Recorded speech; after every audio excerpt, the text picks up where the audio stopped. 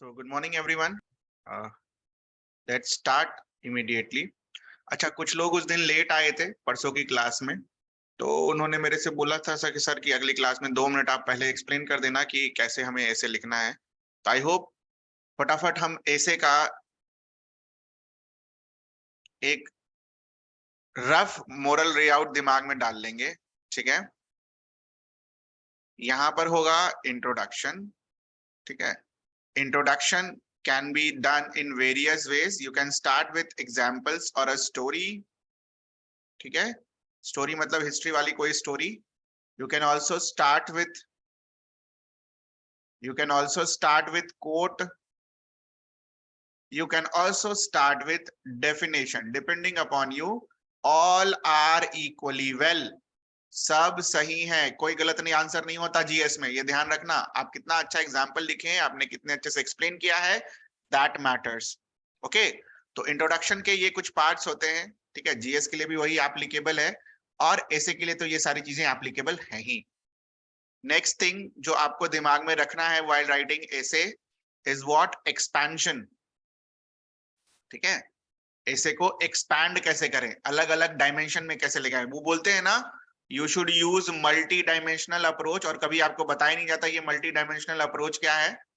हाँ, लिखा होगा ना बहुत बार कि multi dimensional approach is missing, लेकिन ये नहीं बोलेगा कि मल्टी डायमेंशनल अप्रोच क्या है। तो मल्टी डायमेंशनल अप्रोच का बेसिकली मतलब क्या होता है बेटा, आप वेरियस फील्ड से कैसे एग्जाम्पल्स से कोरिलेट करते हैं। हो सकता है हर फील्ड में हिस्ट्री यूज ना हो सकता है हर फील्ड में साइंस एंड टेक यूज ना हो, बट हर फील्ड को आपको रिलेट करना है। तो वेरियस फील्ड्स का नाम मैंने आपको वहां पर लिख कर दिया था। अगर आपके पास कुछ हिस्ट्री का एग्जाम्पल है यूज कीजिए, अगर आपके पास ज्योग्राफी का एग्जाम्पल है उसको यूज कीजिए। बस 2 मिनट में ये खत्म कर देंगे और फिर आएंगे अपने जो भी टॉपिक्स है जो बच गए हैं उस पर डिस्कशन। हिस्ट्री, ज्योग्राफी, फिर आपका इकोनॉमी पढ़ते हो उसका यूज करो, पॉलिटी पढ़ते हो उसके एग्जाम्पल्स को यूज करो, इंडियन सोसाइटी डेमोग्राफी वगैरह पढ़ते हो तो उसको यूज करो। बिना सोसाइटी का कोई भी ऐसे नहीं लिखता है। ठीक है, ये ध्यान रखना, सोसाइटी आना एकदम बहुत जरूरी है। आप किसी पर भी टॉपिक पर लिखो, अगर सोसाइटी नहीं है तो ऐसे इज नॉट फुल। ओके, तो polity, society, you can write on science and tech, ये डायमेंशंस आप यूज कर सकते हो।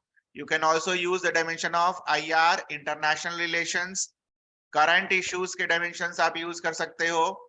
ठीक है, दीज ऑल आर एग्जाम्पल्स जो आप पीटी के लिए तैयार करते हो ना, कि ये पढ़ा ये रटा, वो सारे एग्जाम्पल्स को यूज करना है ऐसे में। ठीक है, और ये यूज कैसे करते हैं, ये लिखते लिखते चीजें आती है, कोई आपको दिमाग में रटवा नहीं सकता इसको। ठीक है, क्लियर है ये चीज। तो you can use all these dimensions to write a very beautiful answer with respect to essay. Okay, आप चाहो तो यहाँ पर डिजास्टर मैनेजमेंट के टॉपिक को यूज कर सकते हो, डिफेंस को यूज कर सकते हो। ठीक है, बहुत सारे फील्ड्स हैं जहां पर इसको यूज कर सकते हो। इन्हीं को देखकर हम एक्सपैंड करते हैं ऐसे को। ठीक है, थर्ड पोर्शन इज एक्सपेंशन के बाद, एक्सपेंशन के टाइम पर ही यू ऑल्सो इंटरलिंक, हिस्ट्री से ज्योग्राफी में जाना, ज्योग्राफी से इकोनॉमी में आना, या फिर इकोनॉमी से साइंस एंड टेक में जाना, साइंस एंड टेक से आईआर में जाना। The third important part is interlinking. तो एक लाइन से आप इंटरलिंकिंग करते हो, ये भी मैंने आपको लास्ट क्लास में सिखाया था। ठीक है, जिनका मिस हो गया है please watch that, how to interlink. ठीक है, फोर्थ इज जो आप ऐसे लिखते हो बेटा, अज्यूमिंग कि आपको जो पेज मिलेगा, ठीक है, 36 पेज का कॉपी मिलेगा। ठीक है, ये मैं अज्यूम कर रहा हूं, तो आप कितना भी करोगे, ठीक है, आपको मिनिमम 12 पेजेस लिखना ही लिखना है। ठीक है, और अगर 12 नहीं भी जा रहे हो तो कम से कम 10 से 12, ठीक है, 10 तो मिनिमम लिखना ही होगा। सर मैं एक पेज में 150 वर्ड लिख देता हूं या लिख देती हूं, मैं क्या करूं। ठीक है, तो आपको क्या करना है, आपको वो जो स्पेस देकर लिखना है। ठीक है, इस तरीके से लिखना है कि आपका 8 पेज में ऐसे नहीं खत्म हो जाना चाहिए। ये ध्यान रखना, ये साइकोलॉजिकल है। जो आपके टीचर्स वहां पर कॉपी चेक कर रहे होंगे, they are not, they modern thinking वाले लोग नहीं होंगे, ये पुराने वाले हैं लोग जो ये चेक करेंगे कि आपने पूरा लिखा या नहीं लिखा। अगर 8 पेज लिख रहे हो, भले आप उसमें हर पेज में 200 वर्ड लिख रहे हो, ठीक है, वो मैटर नहीं करता उनके लिए पेज मैटर करता है। तो हमारे लिए भी पेज मैटर करना चाहिए। उसके लिए सबसे अच्छा तरीका क्या है कि आप ये जब 12 पेजेस लिखें तो पहला लाइन जब लिखते हो ना तो थोड़ा सा गैप देकर दूसरा लाइन लिखो, तो वो पेज भर जाएगा। क्लियर है? जनरली एज्यूम किया जाता है एक पेज में 100 वर्ड्स, ठीक है, 100 से 110 वर्ड्स लिखते हैं इन जनरल। नेक्स्ट, एक दो ऐसे मैंने चेक किया था, व्हाट आई सॉ कि ड्यूरिंग एक्सपेंशन सब हेडिंग वाज मिसिंग। ठीक है, सब हेडिंग आप लोग नहीं देते हैं एक्सपेंशन के वक्त, बस लिखते चले जाते हैं, पता नहीं जो मन में आता है आप लिख लेते हैं। ठीक है, तो जो मन में आता है वो लिखना तो है ही, बट तरीके से लिखना है उसको। ठीक है, तो आप क्या करोगे, जब भी आपको ऐसे का टॉपिक मिलेगा, 1 घंटा पर टॉपिक आपको लगाना है, 5 मिनट, पहला 5 मिनट आप बस, आपके दिमाग में ये चलना चाहिए कि मुझे क्या क्या पॉइंट्स लिखने हैं। ठीक है, और अगर आपको डर लगता है कि आप पॉइंट्स भूल जाएंगे तो अपने क्वेश्चन पेपर पर पॉइंट्स लिख लीजिए, या फिर अपने आंसर शीट में लास्ट पेज में पॉइंट्स लिख लीजिए, उसको फिर कट आउट कर दीजिएगा, कैंसिल आउट कर दीजिएगा। ठीक है, तो 5 मिनट में आपको स्ट्रक्चरिंग सोचना है, पॉइंट्स वगैरह सोचना है, ये कंप्लीट करना है, उसके बाद ऐसे लिखना शुरू करना है। तो मेरा 100% श्योर रहो क्या होगा कि आप 30-35 मिनट के बाद से एकदम रिपीट कहानी लिखना शुरू कर देंगे, अगर आपने शुरू में पॉइंट्स जॉट डाउन नहीं किए तो। यही होता भी है, और काफी लोग इसको रिलेट भी कर पा रहे होंगे कि हमारे साथ यही होता है कि 15-20 मिनट बाद हम पॉइंट्स को फिर से रिपीट करना शुरू कर देते हैं, और अगर हमें पॉइंट्स नहीं मिलता है तो हम अपनी आप बीती, अपनी स्टोरी लिखना शुरू कर देते हैं। ये सब काम मत करना। ठीक है, हम लोग उतने फेमस नहीं हुए हैं तो जहां पर हम अपनी स्टोरी लिख पाए। ठीक है, अगर हम फेमस होते तो हम अपनी स्टोरी भी लिख सकते थे। और ना ही ये एथिक्स का पेपर है जहां पर आपको बोला जाता है कि आप अपने लाइफ से कोई एग्जाम्पल लिख कर दो। तो प्लीज ध्यान रखना इस चीज का, आप बीती एथिकल, एथिक्स में यूज होता है, ना कि यहाँ पर। ठीक है, और हम उतने फेमस भी नहीं है। हाँ, आप चाहो तो किसी पर्सनालिटी का स्टोरी यूज कर सकते हो। ठीक है, कोई जो इंटरनेशनल इवेंट हुआ है उसका स्टोरी यूज कर सकते हो, बट अपनी आप बीती मत लिख देना, क्योंकि हम उतनी फेमस नहीं है पहले 5 मिनट में। उसके बाद एक लास्ट क्लास में एक और डाउट आया था, वो भी मैं यहीं पर क्लियर कर देता हूं कि सर एग्जाम्पल्स लिखने हैं या नहीं है। एग्जाम्पल बेटा नहीं लिखोगे तो ऐसे क्या लिखोगे फिर? हाँ, अगर आप हिस्ट्री का कोई वर्ड यूज कर रहे हो तो उसको सब्सटैंशिएट करने के लिए एग्जांपल लिखोगे ना, कि हाँ ये ऐसा हुआ था तभी मैं बोल पा रहा हूं, नहीं तो मैं ये मन की बात हो जाएगी फिर तो। ठीक है, क्लियर है? किसी को कोई डाउट है कि ऐसे कैसे लिखना है? ऐसे कम पेज में लिख दिया तो नंबर कटेगा, 12 की जगह 14 पेज लिख दिया, 13 पेज लिख दिया तो नंबर कटेगा। ज्यादा लिखोगे तो भी मार्क्स कटेगा, कम लिखोगे तो भी मार्क्स कटेगा। दिमाग में डाल लेना इस चीज को। ठीक है, अब किसी को ऐसा मत करना कि 36 पेज का कॉपी है, 3 ऐसे अगर हमें लिखना है, अगर वर्ड्स लिमिट वहां डिफाइंड नहीं है। ठीक है, जनरली जो वर्ड लिमिट डिफाइंड होगा बेटा वो ये डिफाइंड होगा, अगर हुआ तो 1000 से 1200। 1000 वर्ड मतलब 100 पन्ना, 100 पन्ना बोल रहा हूँ, 100 पेज पर 100 वर्ड पर पेज, तो 10 पेजेस टू 12 पेजेस। से फॉर एग्जाम्पल आप गए और वहां आपको दिख गया 800 वर्ड्स में लिखना है ऐसे। ठीक है, कितने पेजेस लिखेंगे बेटा? 8 पेजेस मिनिमम।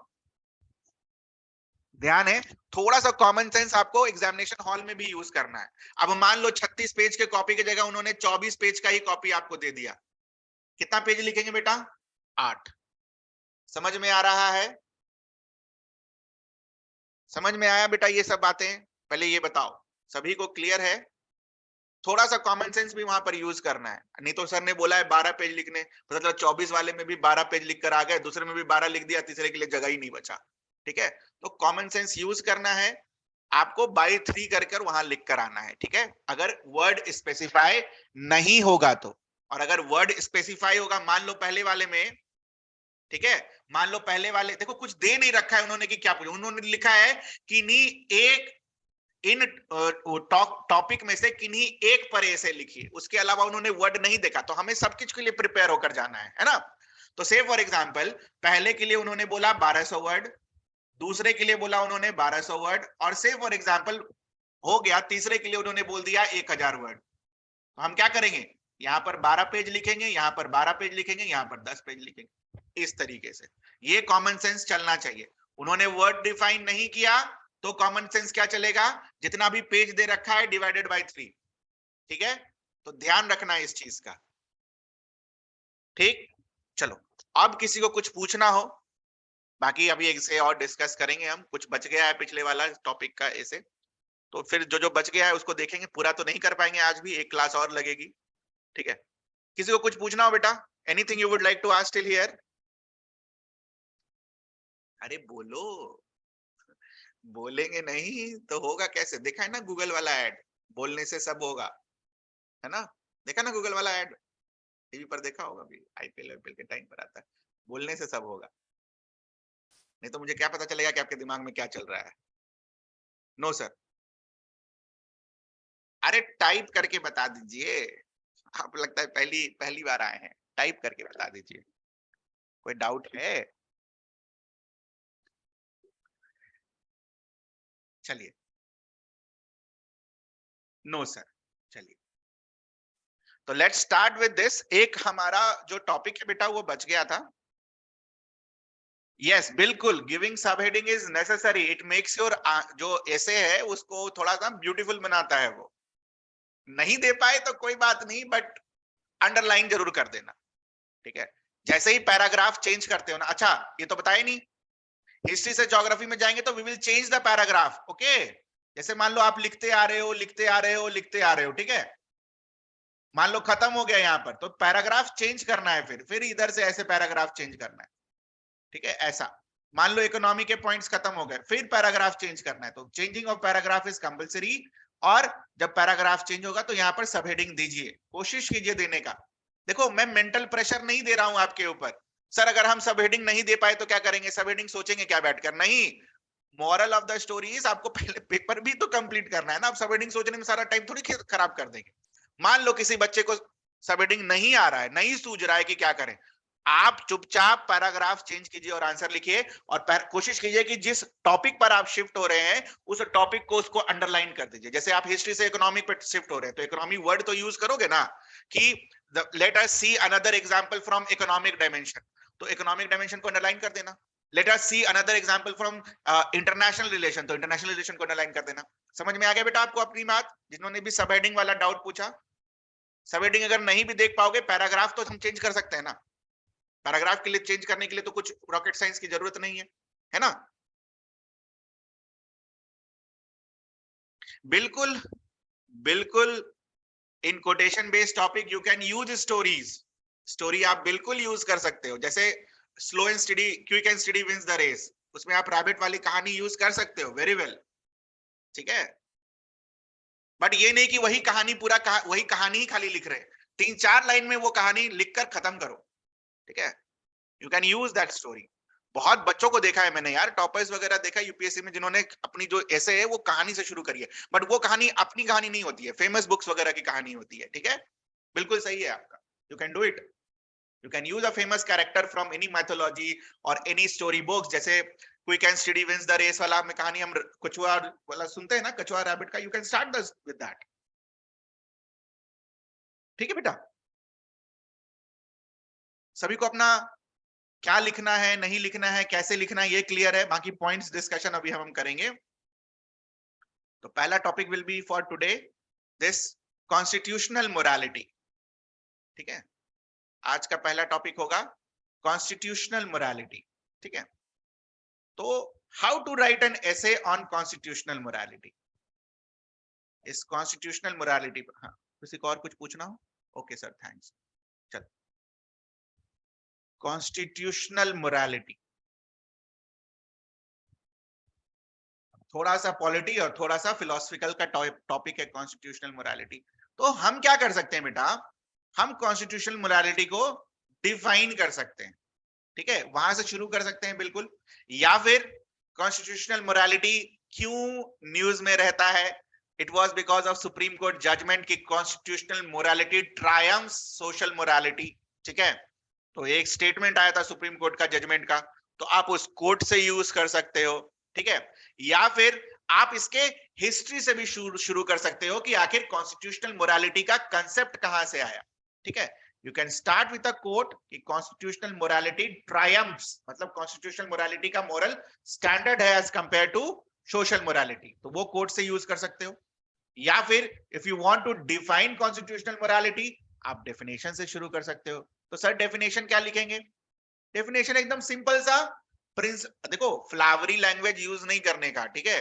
अगर आपको आपका अगर ग्रामर अगर अच्छा है, आपका अगर लैंग्वेज अच्छा है, then you can use it.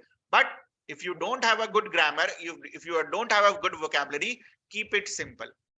यहाँ पर तो एक लाइन ऐड करना ही भूल गया यार, ग्रामर और स्पेलिंग, ठीक है? इसका ध्यान रखना, नहीं तो नंबर कट जाएगा, ठीक है? ग्रामर, ग्रामेटिकल एरर और स्पेलिंग का एरर, इसका ध्यान रखना है। ऐसे में, ऐसे बेसिकली इंग्लिश की भी जांच होती है कि या ग्रामर जो लैंग्वेज में आप लिख रहे हो, इस लैंग्वेज का भी परीक्षा है, ऐसे सिर्फ ज्ञान का परीक्षा नहीं है, ठीक है? ध्यान रखना ग्रामर और स्पेलिंग का। एक बार रिवाइज करना होगा लास्ट के 2 मिनट में कि आपने सही किया है या नहीं, ठीक है? तो डेफिनेशन में हम क्या लिख सकते हैं? कॉन्स्टिट्यूशनल मोरालिटी के डेफिनेशन में क्या लिख सकते हैं कि दीज आर सर्टेन प्रिंसिपल और values as enshrined in our constitution.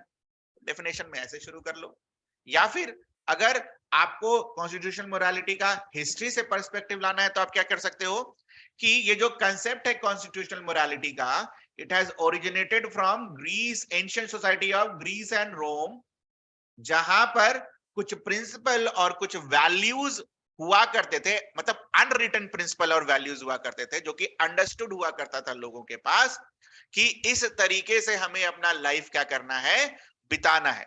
तो it was basically norms and customs on the basis of which this constitutional morality, concept of constitutional morality came into reality in those cities, ठीक है?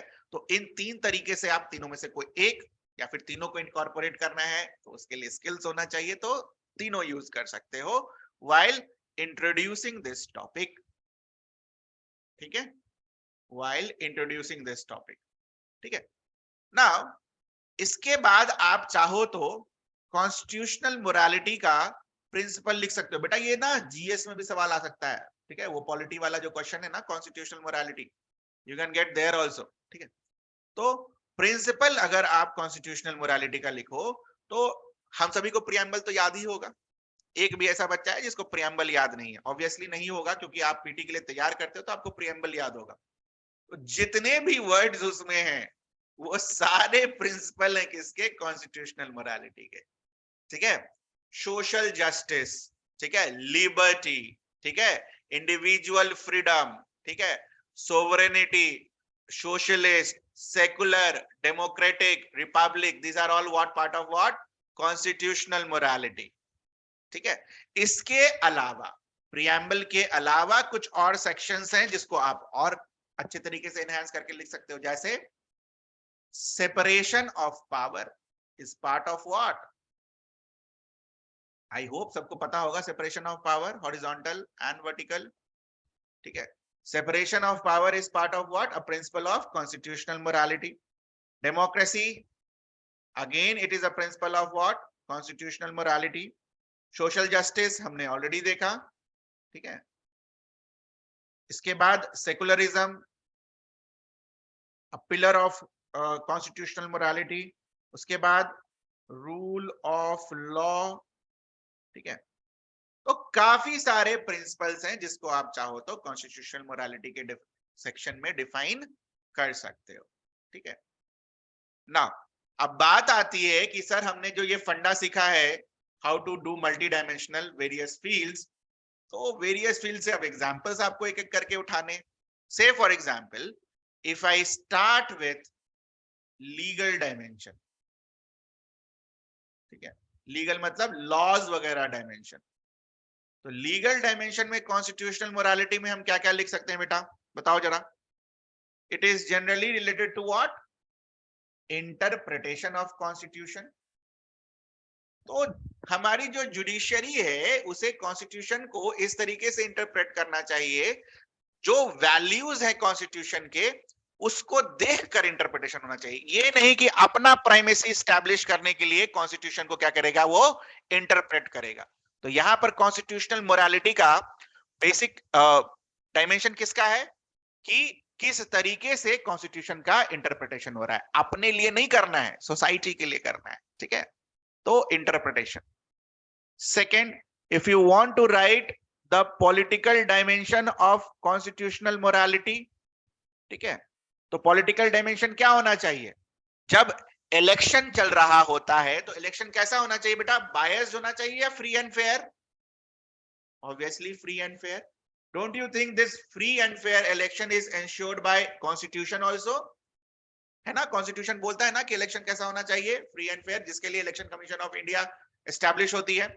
उसके बाद आप क्या लिख सकते हो पॉलिटिकल डायमेंशन में?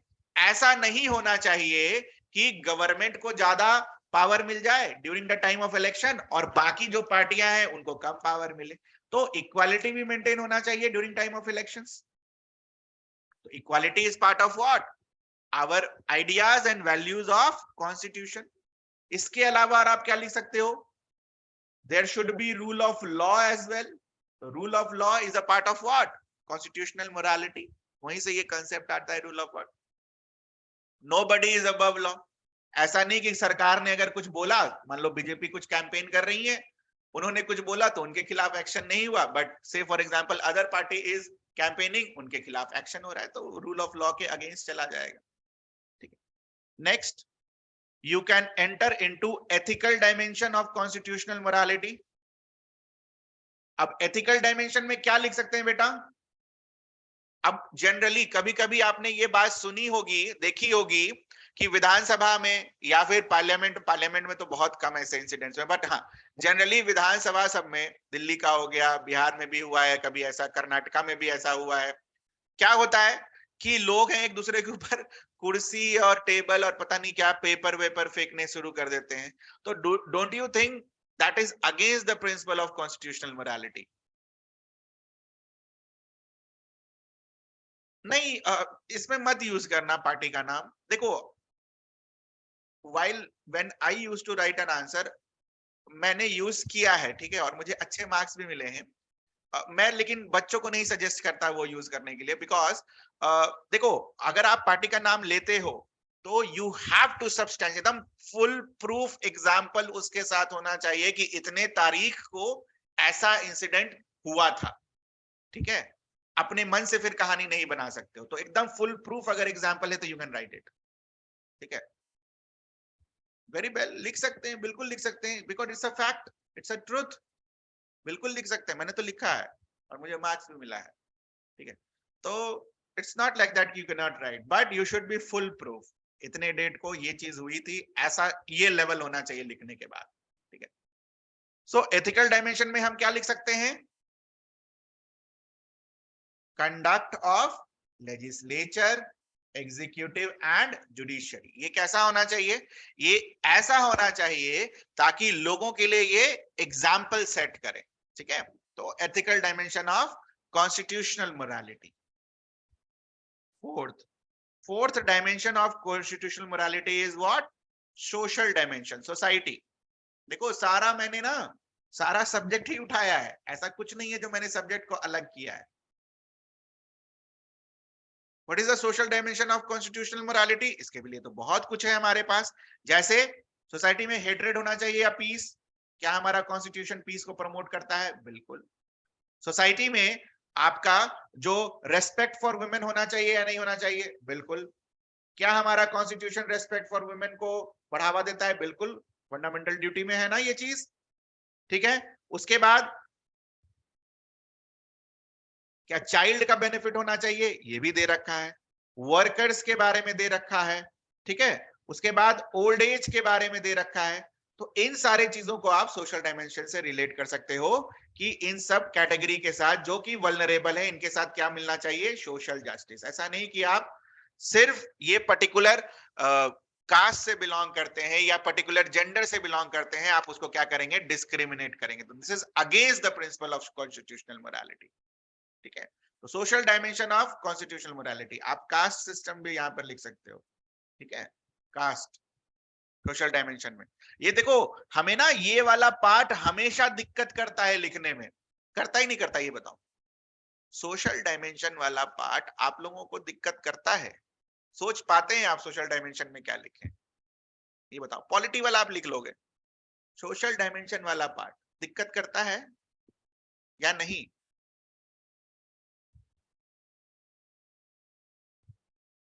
कोई कुछ बोलता ही नहीं है यहाँ पे, पता नहीं क्यों, डरते हैं क्या? डरने से थोड़ी होगा, बिल्कुल करता होगा, है ना? तो बेटा देखो, उसको ना आज के बाद से एकदम जड़ से उखाड़ फेंकना है, ठीक है? मैं आपको समझाता हूं अब सोशल डायमेंशन को कैसे टच करना है, ठीक है?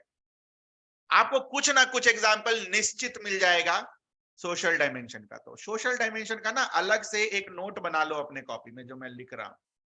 पीडीएफ पर भरोसा नहीं करने का, नोट्स अपने होने चाहिए।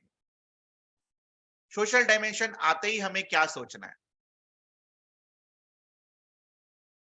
विमेन एम्पावरमेंट से रिलेटेड चीजें सोचनी है। मैक्सिमम लोग यहीं पर कहानी खत्म कर देते हैं, इसके आगे सोचते ही नहीं। Second, child. Third, old age. Fourth, अच्छा विमेन के जब हम बात कर रहे हैं तो विमेन के कैटेगरी में विडो भी आती हैं, उनका भी ध्यान रखना है, ठीक है? ओल्ड एज,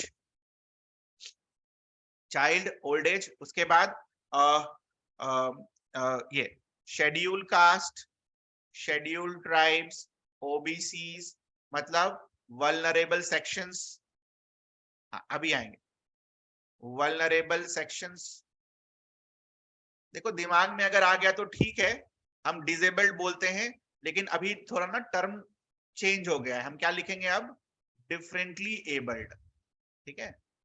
अब दिमाग में नहीं आया तो क्या करेंगे? फिर तो लिखेंगे ना ये। लेकिन अगर दिमाग में आ गया तो ऑब्वियसली यही लिखना चाहिए, because it is having a positive connotation. कभी कभी चीजों को पॉजिटिव वे में बात भी करते हैं ना, तो सोसाइटी उससे भी चेंज होती है, ठीक है बेटा? तो ध्यान रखना इसको, डिफरेंटली एबल्ड।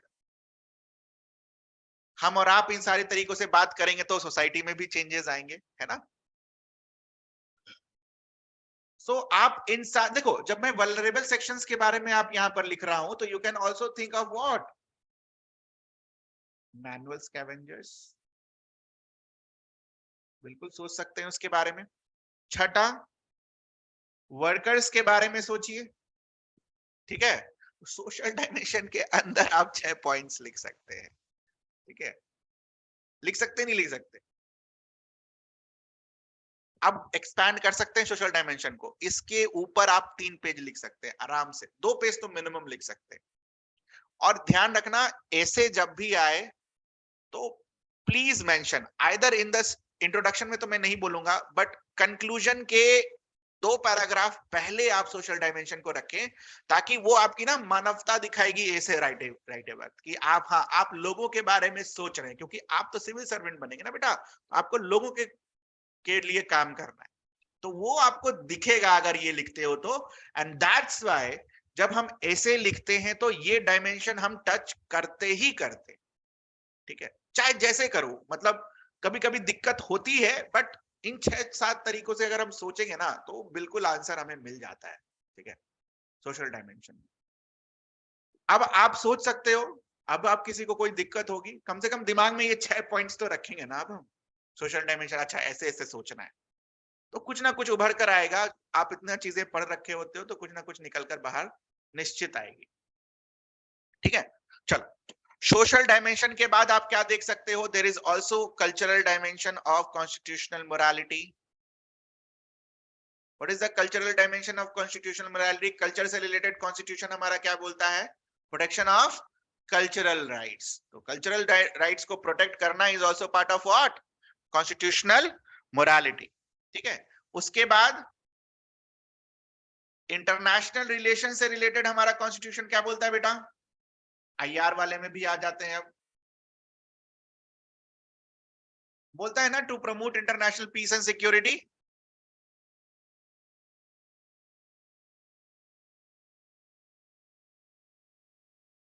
हाँ, बिल्कुल आप रिलेट करके लिख सकते हैं basic structure of constitutional morality को, बिल्कुल रिलेट करके लिख सकते हैं। इंटरनेशनल रिलेशन से रिलेटेड चीजें क्या बोलता है आपका संविधान? To promote international peace and security, ठीक है? तो ये आपका आईआर से हो जाएगा, ठीक है? तो आई होप इतना में हम आराम से 10 पेज तो आराम से लिख लेंगे। नहीं लिख पाएंगे हम भी? हाँ, लिख लेंगे। इकोनॉमिक डायमेंशन में आप कॉन्स्टिट्यूशनल मोरालिटी लिख सकते हो, ठीक है? सारे डायमेंशन में लिख सकते हो। आई एम जस्ट हियर कि आपका दिमाग वहां पर खुले, ठीक है। कोई जरूरी नहीं है कि जो मैं लिखा रहा हूं उसी टॉपिक पर आंसर क्वेश्चन आए, ठीक है। मैं चाहता हूं कि आप सभी तरीके से सोचना सीखें। अगर आपने सही तरीके से सोचना सीख लिया तो आप लिख लोगे वहां पर, ठीक है। इकोनॉमिक डायमेंशन में कॉन्स्टिट्यूशनल मोरालिटी क्या है कि कंसंट्रेशन ऑफ वेल्थ नहीं होना चाहिए, कंसंट्रेशन ऑफ वेल्थ नहीं होना चाहिए, और इक्वल डिस्ट्रीब्यूशन होना चाहिए वेल्थ का। होना चाहिए, नहीं होना चाहिए? Equal distribution of power. तो आपको नहीं लगता है कि हमने जो भी चीजें यहां पर लिखी हैं, ठीक है, कंडक्ट के बारे में लिखा, चाइल्ड के बारे में लिखा, पीस के बारे में लिखा, don't you think it is all related to your introduction? जब हम ग्रीस एंड रोम के बारे में बात कर रहे हैं, जब हमने डिफाइन किया कि it was the norms of the society, तो don't you think we are writing only the norms of the society by taking out certain provision of the constitution? तो आपका इंट्रोडक्शन एक ऐसा होना चाहिए जो आपके पूरे एसे को क्या कर दे, हाईलाइट कर दे। तो it should be like that. या तो आप प्रिंसिपल वैल्यू लिख लो, ठीक है, तो वहां से आप चीजों को शुरू कर सकते हैं। तो बच्चा लोग, कॉन्स्टिट्यूशनल मोरालिटी पर हो जाएगा आप लोग, अब आप लोगों से फिलोसफिकल थोड़ा सा टॉपिक है। तो किसी ने मेरे से पूछा था, सर ये फिलोसफी वगैरह टॉपिक पर कैसे लिखे, नहीं लिखे? तो आई होप अब हो जाना चाहिए, अब दिक्कत नहीं होनी चाहिए किसी को भी, ठीक है। कुछ पूछना हो कॉन्स्टिट्यूशनल मोरालिटी पर? Anything you would like to ask?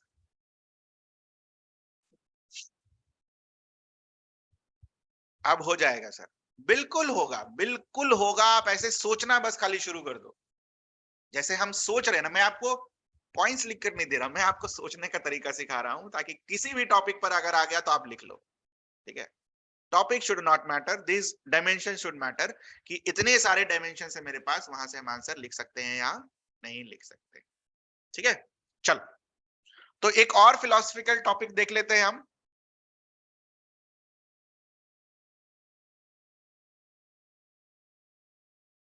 Slow and study, अच्छा, क्विक एंड स्टडी दिखा होता नहीं?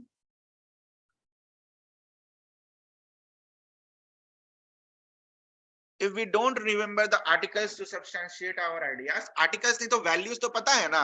मान लो आर्टिकल आपको नहीं पता है कि आर्टिकल 37-37 में ये इक्विटेबल डिस्ट्रीब्यूट, बट डीपीएसपी तो लिख सकते हो ना कि डीपीएसपी में ऐसा है, फंडामेंटल राइट्स में ऐसा है, ये तो लिख सकते हैं। No need to pinpoint it कि आर्टिकल 29 में ऐसा लिखा है, no, you should write it fundamental rights में ऐसा है, कल्चरल डायमेंशन को प्रोटेक्ट करना है ना, डू इट। ऐसे ही लिखा जाता है बेटा, it's what the situation demands, okay. सब कुछ, एक चीज तो हमको भी क्लियर होना चाहिए और आपको भी क्लियर है, क्या सब कुछ याद करके जा सकते हैं वहां? नहीं ना। तो we have to be smart. तो एक बड़ा सा टॉपिक अगर हमारे दिमाग में है तो उससे आप छोटी चीजों को बाहर निकाल सकते हो, और अगर भूल गए तो भूल गए, छोड़ो उसको, हटाओ। डरना नहीं है, एकदम नहीं डरना है वहां पर। जो भूल गए सो भूल गए, काम खत्म, उसके बारे में टेंशन नहीं लेना, ठीक है। वरना वो बाकी सारे क्वेश्चन को खराब कर देगा, वो टेंशन, ठीक है। चलो, next is quick and steady wins the race. Quick and steady wins the race.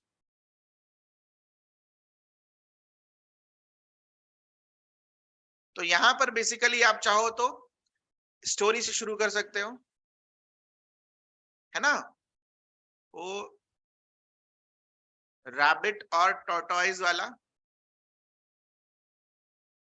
ठीक है। तो वहां तो स्लो एंड स्टडी बोला जाता है ना, slow and study. But you can start with this story. I hope rabbit और टॉर्टो, कछुआ और खरगोश वाला कहानी सबको पता होगा, है ना।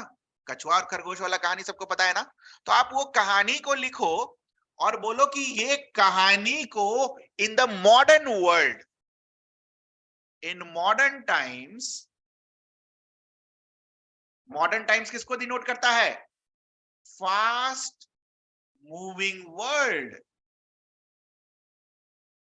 ठीक है। Modern times fast moving world को डिनोट करता है। हेंस इस कहानी में एक थोड़ा सा चेंज लाना है, स्लो के जगह अब हमें क्या होना है, थोड़ा फास्ट होना है। तो इस तरीके से आप उस कहानी को ट्विस्ट करके यहां पर मॉडर्न टाइम्स में लिख सकते हो कि ठीक है, स्टेडी तो है ही, स्टेडी तो हमें रहना ही रहना है, परसिवरेंस हमारे पार्सल ऑफ लाइफ रहना चाहिए, but at the same time this slow has to be move towards what fast. और क्यों होना चाहिए? बिकॉज टेक्नोलॉजी और कम्युनिकेशन की स्पीड क्या हो रही है, चेंज होते जा रही है, पढ़ने लिखने का तरीका चेंज होते जा रहा है, एडेप्टेशन का तरीका चेंज होता जा रहा है, तो we need this to adapt in modern world. तो यहां से आप चाहो तो इसको इंट्रोड्यूस कर सकते। तो बेटा किसी को इंट्रोडक्शन में कोई दिक्कत?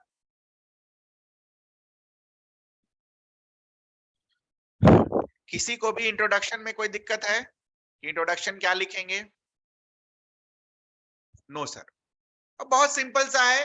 और मतलब जनरली अगर मेरा मेरा लिख रहा होता तो मैं भी यहीं से शुरू करता कि हाँ चलो ठीक है, मॉडर्न वर्ल्ड से हम कैसे रिलेट कर सकते हैं। Now how we can incorporate this into various dimensions. तो अब थोड़ा सा जीके का नॉलेज यूज करेंगे, जीएस का नॉलेज यूज करेंगे। तो आई होप हम सब जब इकोनॉमिक्स पढ़ते हैं, ठीक है, तो वहां पर हम हमेशा एक चीज को पढ़ते हैं, क्या? कि इंडिया जो है चाइना से लैग करता है। India lags China in economic dimension because India में जो, ठीक है, बिकॉज इंडिया में जो आपके, ठीक है, इंडिया में जो आपका इकोनॉमिक रिफॉर्म्स हुआ, it was late as compare to China, है ना? इंडिया में 1991 1993 में हुआ, चाइना में कब हो गया? 78 वगैरह के अराउंड, ठीक है। तो 78 75 इसके पहले, ठीक है। तो आप क्या देखते हो कि China was quick in ensuring it's reform, plus साथ में इसने जब रिफॉर्म किया तो लगातार चीजों को करते रहा। पहले अपने इकोनॉमी को खोला, फिर इकोनॉमिक में जो ट्रेड्स वगैरह हैं उसके रेट्स वगैरह घटाए, ठीक है। तो कंटिन्यूअस रिफॉर्म होता रहा, but it was quick as compare to India. Hence you can see China का जो इकोनॉमी एट प्रेजेंट है और इंडिया का जो इकोनॉमिक प्रेजेंट है, इसमें वाइड गैप है। पहला एग्जाम्पल आपको समझ में आ गया बेटा? इकोनॉमिक डायमेंशन से हम क्या एग्जाम्पल लिख सकते हैं सभी को? ये हम पढ़ते हैं, ये हमारे इसमें होना चाहिए। अगर ये नहीं पढ़ते हो तो हिस्ट्री से एग्जाम्पल उठा लो।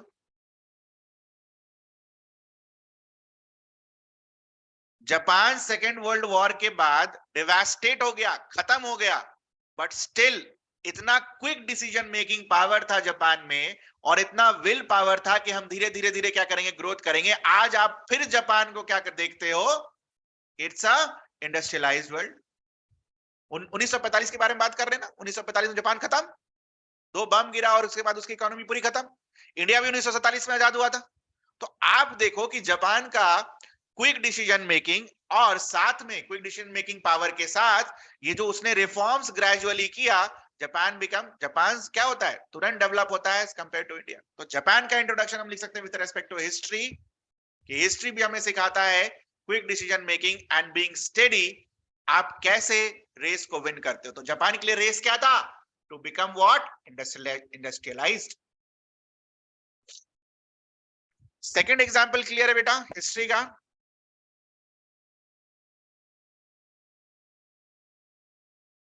अब थोड़ा सा अपना भी रिलेट कर लें सोशल डायमेंशन पर। और जब हम ये लिखेंगे तो लगेगा कि अच्छा, ये भी लिख सकते थे। बीपीएससी के एग्जाम में, और फॉर दैट रीजन किसी के एग्जाम में, अगर आप क्विक और स्टडी नहीं रहे तो क्या आप वो रेस को विन कर पाएंगे? क्या आपका रेस हमारे लिए यहां पर क्या है? Paper finish. Will you be able to finish your paper? जिन्होंने भी मेंस लिखा है और जो इस बार लिखेंगे, जिन्होंने लिख रखा है वो अपने एक्सपीरियंस से बताओ, can you do it if you are not quick and if you are not steady? Any exam, BPSC लिख दिया इसीलिए ताकि आप रिलेट कर सको।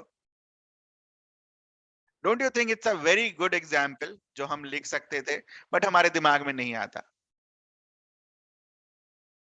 हाँ, सिमिलरली किसी शादी में मान लो कोई कुक है, ठीक है, और कुक जो है बड़ा धीरे खाना बनाता है, तो will he be able to serve the people on time? तो serving of the people is what? Winning the race, है ना? एक कुक है जो बड़ा धीरे खाना बनाता है, अच्छा खाना बनाता है, धीरे धीरे करके बनाता है, but he is very slow and he has to complete his work on time. Whether he will be able to serve the people on time? No. ठीक है, तो ये लिख सकते हो. Similarly for a teacher, if teacher is not quick, ठीक है, will he or she be able to complete its syllabus? Study तो हम लिखेंगे ही, स्टडी वाला पार्ट आप आराम से लिख लोगे, क्विक वाला चीज आपके दिमाग में नहीं आएगा. स्टडी क्या है? परसिवरेंस. स्टडी का मतलब कि रेगुलर बेसिस पर चीजें होनी चाहिए, है ना? खाना अगर आप बना रहे हो तो हर चीजों को आप धीरे धीरे करके बनाते जाओ. 4-5 चूल्हे होंगे, थोड़ा सा ये बनाया, थोड़ा सा वो बनाया, थोड़ा सा वो बनाया. सिमिलरली जब आप सिलेबस कंप्लीट कर रहे हो तो थोड़ा सा पॉलिटी पढ़ाया, हिस्ट्री पढ़ाया 1 महीने में, फिर थोड़ा सा पॉलिटी और हिस्ट्री वगैरह, मान लो 2 ही सिलेबस है, 2 ही सब्जेक्ट है, अगले महीने में और थोड़ा सा तरीके से पढ़ाया. लेकिन अगर आप स्लो पढ़ाओगे तो क्या आपका एग्जाम तक वो चीजें खत्म होंगी? कभी नहीं खत्म होगा सिलेबस. ठीक है, तो आप कुक का एग्जाम्पल लिख सकते हो, टीचर का एग्जाम्पल लिख सकते हो. Slow, quick and steady wins the race. बस मैं आपको सोचने का तरीका बता रहा हूं बेटा, ठीक है? सोचना is what is the main thing. ठीक है, आईआर, आईआर से रिलेटेड हम क्या लिख सकते हैं बेटा? इंटरनेशनल रिलेशन से रिलेटेड क्या लिख सकते हैं? अब जैसे मान लो चाइना अपने बॉर्डर पर डेवलपमेंट कर रहा है, ठीक है, बॉर्डर इंफ्रास्ट्रक्चर बढ़ा रहा है. अगर हम क्विक नहीं रहेंगे अपने रेस्पॉन्स में, तो क्या हम चाइना के इंफ्रास्ट्रक्चर डेवलपमेंट को मैच कर पाएंगे? एक ऑलरेडी आप एग्जांपल देख चुके हो कि इकोनॉमिक फील्ड में हम लैग कर गए, तो आपको लगता है कि अभी भी अगर हम क्विक रेस्पॉन्स नहीं किए तो don't you think defence infrastructure में हम पीछे रह जाएंगे जैसे हम इकोनॉमिक वाले में पीछे रह गए? तो all these things are basically with respect to modern times. ठीक है, उसके अलावा हिस्ट्री के कुछ और एग्जाम्पल्स आप लिख सकते हो यहां पर. सोशल डायमेंशन को भी रिलेट करके लिख सकते थे कि अगर जो हमारे वेरियस लीडर्स थे, जैसे कि मान लो हो गए राजा राम मोहन रॉय, ठीक है, उसके बाद स्वामी विवेकानंद हो गया, ईश्वर चंद्र विद्यासागर हो गए, ठीक है, अगर इन्होंने सोशल एविल्स को आइडेंटिफाई करने में डिले कर दिया होता, तो क्या सोशल एविल्स सच एज सती और जो आपका window remarriage act, window remarriage act जो पास हुआ, क्या वो समय पर पास हो पाता? बिल्कुल नहीं. तो इन्होंने सोशल एविल्स को तुरंत आइडेंटिफाई किया और उस पर काम करना शुरू किया. तो आप क्या देखते हो? 10 से 15 साल में दे गेट व्हाट?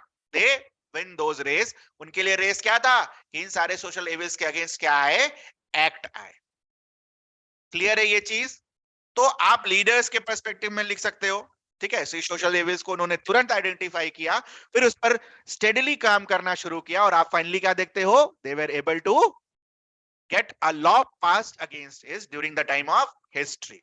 ठीक है, इंडियन फ्रीडम स्ट्रगल में भी आप देखोगे. आप बताओ, आप मुझे बताओ एक बार, गांधीयन फेज से कुछ एग्जांपल आप सोच सकते हो? मैंने तो बहुत एग्जांपल दे दिया, अब मैं आपको हिंट दे रहा हूं. गांधीयन फेज से कोई एक एग्जांपल आप सोच सकते हो जिसमें Gandhi ji was quick in reacting?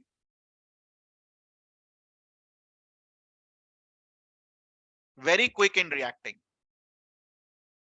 सोचो सोचो सोचो, गांधीयन फेज जब मैंने बोल दिया है तो सिविल डिसोबीडियंस मूवमेंट ने तो 2-3 साल का लेट कर दिया उन्होंने. ठीक है, 1928 से उनको बोला जा रहा था कि पुण्य स्वराज करिए, लेकिन उसके पहले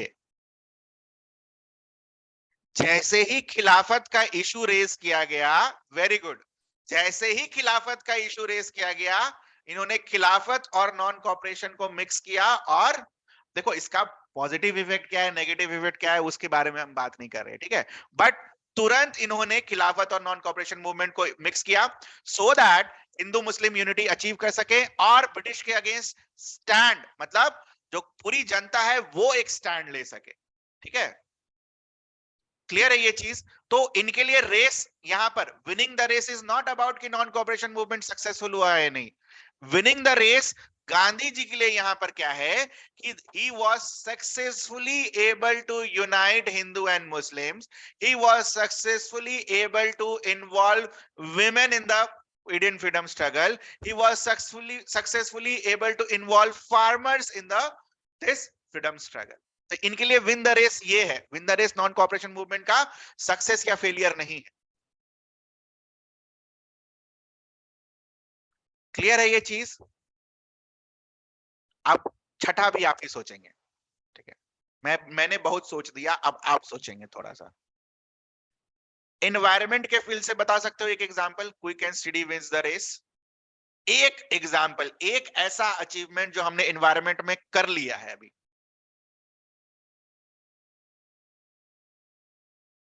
We were quick in identifying that and we followed those principle। अगले 20-30 सालों तक हमने उसको फॉलो किया और अभी हमने उसको अचीव कर लिया। क्या है वो? वेरी गुड, बहुत सुंदर। ए लेनोवो, आपका नाम क्या है? नाम तो बताओ, ऐसे मत करो यार। अब इतना अच्छा आंसर बोल रहे हो तो नाम तो पता होना चाहिए, ऐसे मत लिखो Lenovo.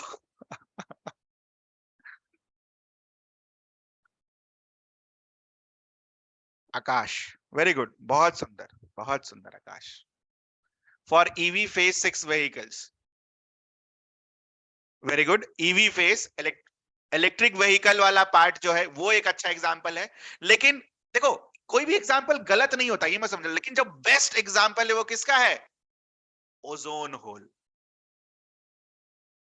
Montreal Protocol is considered to be the most successful protocol when environment is concerned, है ना? हमने डिसीजन लिया, हमें पता चला कि ओजोन में होल हो रहा है जिसकी वजह से हम मारे जा सकते हैं, हमारे पास स्किन कैंसर हो सकता है, तो we were quick in taking decisions. Every country was quick in taking decisions and what they did, अगले 20-30 सालों तक स्टेडली उन्होंने अपने प्रोग्राम को इंप्लीमेंट किया, धीरे धीरे ओजोन डिप्लीटिंग सब्सटेंसेस को रिमूव किया। तो अब आप क्या देखते हो कि ये जो प्रॉब्लम है ओजोन होल का, इट हैज बीन कंप्लीटली तो नहीं बोलेंगे, थोड़ा बहुत अभी भी है, अगले 20 साल और लगेंगे उसको कंप्लीटली खत्म होने, बट जितना हमें अचीव करना चाहिए था उससे ज्यादा हमने अचीव कर लिया। It was because of what? Because of quick decision making and steadily following those decision. ठीक है, क्लियर है?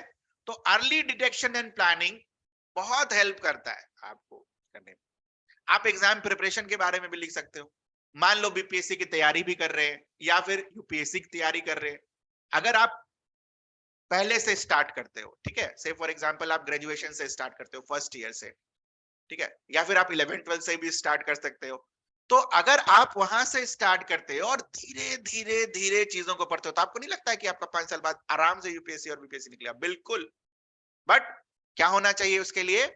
एकदम अगर आप मेहनत कर रहे हैं तो एकदम कंटिन्यूअस वे में मेहनत, ये नहीं कि आज संडे है, कल ये हॉलीडे है, कल वो हॉलीडे है, परसों दशहरा है, परसों दिवाली है, ईद मना रहे हैं, गुड फ्राइडे मना रहे हैं, ये सब नहीं। Very good, very good. अब देखो आपका दिमाग खुलना शुरू हो रहा है। Very good, project tiger, environment के फील्ड से प्रोजेक्ट टाइगर, है ना? कर दिया ना हमने, 10 साल में ही चीजों को बदल दिया। 2005 में हमने, हमारी टाइगर की पॉपुलेशन कुछ 1400-1500 थी, अभी we have completely doubled it. It was because of what? Quick decision making. अगर हमने उस दिन डिसीजन नहीं लिया होता तो क्या हम टाइम बिफोर 2022 का टारगेट था कि डबल करना है, हमने 2020 में ही उस टारगेट को अचीव कर लिया, तो क्या हम ये अचीव कर पाते? नहीं कर पाते। We were quick in doing this. Similarly enrolment of 5G, अगर आप साइंस एंड टेक्नोलॉजी को देखो, साइंस एंड टेक में देखो, ठीक है, साइंस एंड टेक का बहुत अच्छा एग्जांपल है, ठीक है। 5G अगर हमने नहीं क्विक लिया होता तो 4G में तो हम पीछे रह ही गए बाकी कंट्री से। 5G में देखो वी आर, मतलब बाकी सारे डेवलप्ड नेशंस के बराबर हम डेवलप कर लिया अपना इंफ्रास्ट्रक्चर, और साथ में हम एक्सपोर्ट भी कर रहे हैं। तो एक दिन में तो हुआ नहीं बेटा, धीरे धीरे करते करते 2016-17 में हमने डिसीजन लिया कि 2022 तक हम ये रोल आउट करेंगे, तो हमने धीरे धीरे स्टेडीली हमने ये काम किया and we are doing that. We are now ready to export our equipments. इतना अच्छा काम हो सकता है। इसरो, इसरो तो बेहतरीन एग्जाम्पल है। कोविड का वैक्सीन बेहतरीन एग्जाम्पल है। क्विक डिसीजन मेकिंग, भाई हमने अपना वैक्सीन बाहर से खरीदना नहीं है, हमें खुद बनाना है, ठीक है। तो स्टेडली हम उस पर काम करते गए, कोविड वैक्सीन बनाया, अपना खुद का वैक्सीन बनाया, लोगों को लगवाया। आईएसआरओ के अचीवमेंट्स, ठीक है। आईएसआरओ अगर क्विक डिसीजन मेकिंग नहीं करे तो क्या वो कभी सोच भी सकता था कि वो इंडियंस को अपनी स्पेसक्राफ्ट में गगनयान मिशन के थ्रू स्पेस में भेज सकता है? क्या वो सोच भी पाता कि वो मार्स मिशन कंप्लीट कर सकता है? क्या वो सोच सकता है कि आरएलवी मिशंस कंप्लीट कर सकता है? अगर ये डिसीजन मेकिंग ना हो क्विक तो नहीं।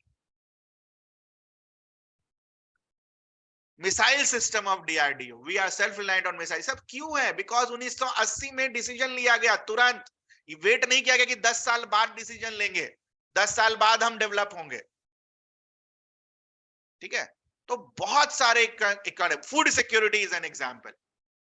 तुरंत 1960 में जब हमें यह पता चला कि we are heavily dependent on US for our food program, we took our decision, green revolution हुआ और we were self sufficient in food production.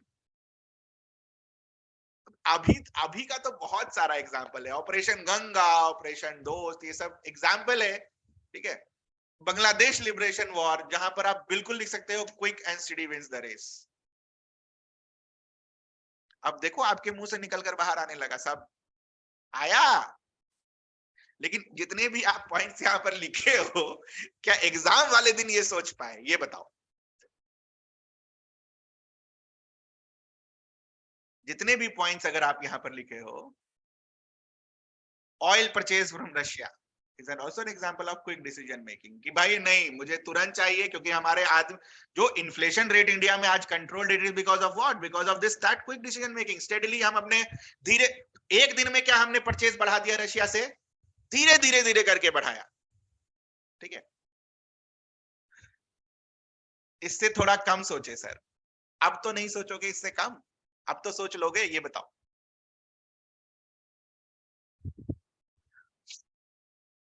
बेहतरीन लिख सकते हो, श्रीलंका फाइनेंशियल हेल्प क्यों नहीं लिख सकते हो? इससे क्या होगा? जो चाइना वगैरह चीजें हैं, फ्यूचर में हमें हेल्प मिलेगा। अब G20 वाला ना डिबेटेबल हो जाएगा थोड़ा, है ना, अच्छे से लिखना अगर उसको लिखना होगा तो, ठीक है। टेरिटोरियल इंटीग्रिटी में हम तुरंत डिसीजन लेते हैं, ठीक है। टेरिटोरियल इंटीग्रिटी में तुरंत डिसीजन लेते हैं। अब आप लिख सकते हो quick and steady wins the race. आपका दिमाग खुल गया, इतना मुझे पता चला, मेरे को इतना ही करना था और कुछ नहीं।